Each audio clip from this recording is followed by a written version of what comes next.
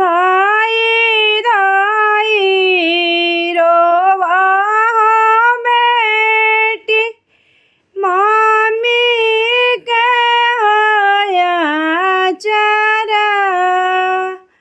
धाई धाई रोवा बेटी मम्मी के होया चरा।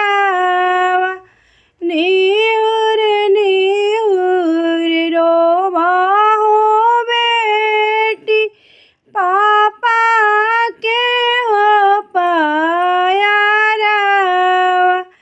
धाई धाई रोवा बेटी पापा के हो पायारा। अरे कौन कारणवा ये पापा भेजेला दूर देशा। रे कौन कारणवा पापा छोड़ावा अपन महली। अरे आजू के रतिया हो पापा तोहारी हो नगरिया। होते भोरवा होइहा हो पापा मोरा लेके दुलामा। अरे होते भोरवा होइहा हो मम्मी तोहार घर दुलामा। किया हम चोरनी हो पापा किया हम चटानी। किया कुल नसनी हो पापा छोड़ावा अपन नगरिया। किया हम चोरनी हो पापा किया हम चटानी।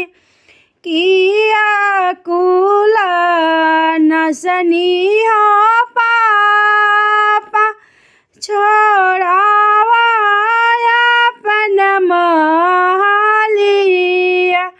छोड़ावा अपन नगरिया।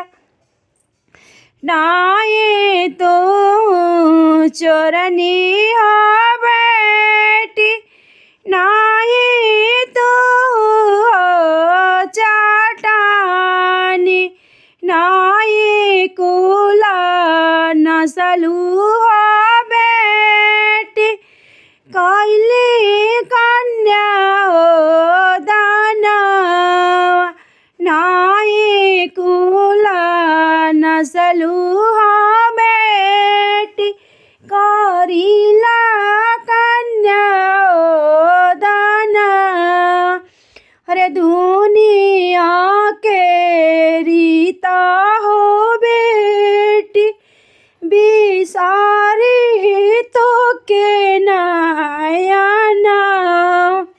अरे दुनिया के रीता हो बेटी भेजिला दूर हो देशा।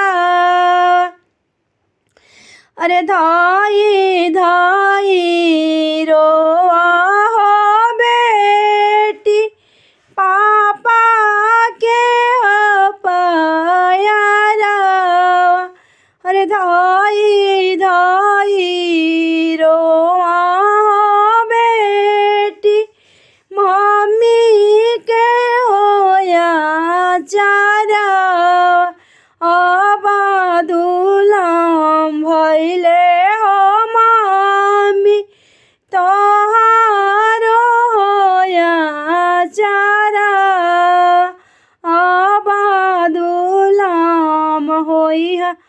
हो